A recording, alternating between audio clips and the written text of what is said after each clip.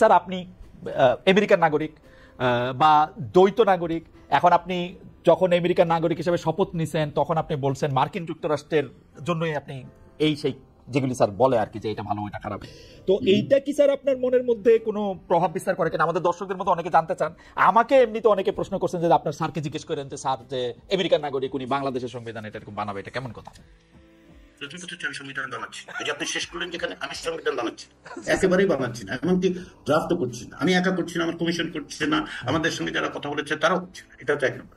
দুই নম্বর হচ্ছে যে আমি জন্মসূত্রে বাংলাদেশের নাগরিক, এবং আপনি যখনই কোথাও জন্মান, it is an inalienable right, যতক্ষণ না পর্যন্ত রাষ্ট্র আমাকে বলছে যে তুমি এদেশের নাগরিক, সেটা বললেও কিন্তু বিপদ আছে। বাংলাদেশের উচ্চ আদালতে দুটো রায় আছে, দুটো রায় আছে, বলা হয়েছে যে কেউ যদি জন্মসূত্রে নাগরিক হয় নিয়ে যেতে পারবেন, কিন্তু আপনার প্রশ্নের টেনরটা বুঝতে পারি, টোনটা বুঝতে পারি। হ্যাঁ, সেটা হচ্ছে যে ব্যক্তি হিসেবে এই দায়িত্ব পালনের জন্য নাগরিক হওয়াটার আবশ্যকতা কি আসলেই আছে?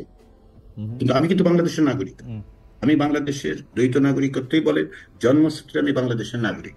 তো সেই ক্ষেত্রে আপনি বলুন, 1972 সালের সংবিধান প্রণয়নের সাথে দুজন ব্যক্তি যুক্ত ছিল যারা বাংলাদেশি নয়, একটু খোঁজ নেন, খোঁজ নিয়ে দেখুন তারা বাংলাদেশি নয়। আমি তো অন্তত খালেদ শেখ তারা লিখেছিলেন, তারা ড্রাফট করেছেন, দুজন ড্রাফট করেছেন যারা বাংলাদেশি। আমি ড্রাফট করছি না, আমি একা করছি না, 9 জনের কমিশন, 1 লাখ লোকের বেশি ইসে নেওয়া হয়েছে। হ্যাঁ, ফলে হ্যাঁ প্রশ্নটা করতে পারে, যে কোনো কেউ যে কোনো কিছু প্রশ্ন করতে পারে, গণতান্ত্রিক সমাজে প্রশ্ন করবে না কেন? আপনারা যে কোনো লোকের অ্যাকাউন্টেবিলিটি মেকানিজম তো থাকতে হবে, আমার অ্যাকাউন্টেবিলিটি তো আছে, অবশ্যই আছে, কিন্তু ওই যে শুরুটা হয় কোথায় জানেন, যেখানে আপনি শেষ করেছে, আপনি কি করে লিখবেন?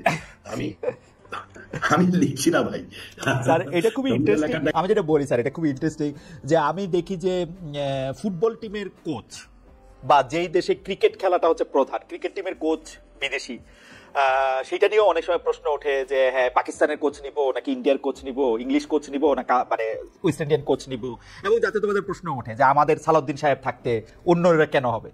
স্যার এই প্রশ্নটা উঠে, আবার স্যার আপনি উত্তরটা দিলেন, উত্তরটাও স্যার মানে আমার মনে হয় যে দর্শকরা ভালোভাবেই এটা নিছে। কিন্তু স্যার আমাদের পরের প্রশ্ন হচ্ছে স্যার, কোন রাজনৈতিক দল থেকে এই অভিযোগ আসতেছে স্যার, অন্তর্বর্তী সরকার সংস্কারের নামে সময় ক্ষেপণ করে নতুন একটি রাজনৈতিক দল প্রতিষ্ঠা করে তাদের নির্বাচন জয়ের জন্য পরিস্থিতি তৈরি করে এমন কাজ করতে চাইছে।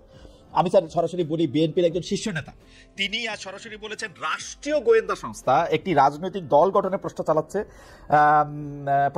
স্যার আপনার কাছে কি মনে হয় যে সংস্কারের জন্য স্যার মানে কিছুটা সময় ক্ষেপণ করা, এই অভিযোগটা কি স্যার মানে আপনার কাছে খুব মানে যেটাকে বলা হচ্ছে যে খুব সময় ক্ষেপণ তো হচ্ছে না, 90 দিনের সময় দেওয়া হয়েছে। আপনি কি মনে করেন 90 দিনের? না স্যার, আপনি তো দিয়ে দিলেন, এখন এটা নিয়ে যদি ইউনূস সাহেব পয়সা থাকে, এখন প্রফেসর আলী রিয়াজ বলছে আমাকে এটা সংস্কার করে যেতে আমার 5 বছর লাগবে না, ওই পর্যন্ত তো 5 বছর তো হয়নি, ওনার কাছে তো দেয়াই হয়নি। অন্তর্বর্তী সরকারের কাছে এখন পর্যন্ত কোনো কমিশন রিপোর্ট দেয়নি।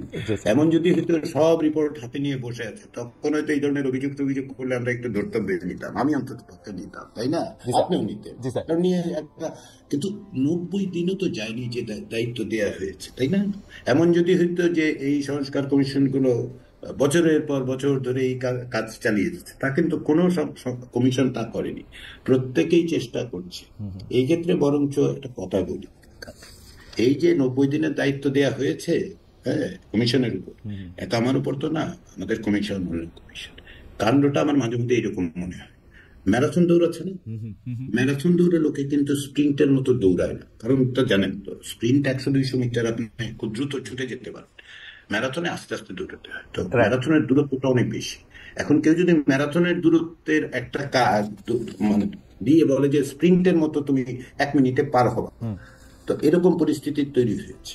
ফলে আমি বলি যে এই পর্যন্ত সময় ক্ষেপণের কিছু ঘটে নাই, এমন কিছু ঘটে নাই যার থেকে এই কথা মনে করতে হবে যে সংস্কারের নামে সময় ক্ষেপণ করা হচ্ছে, আমি তা দেখতে পাইনি।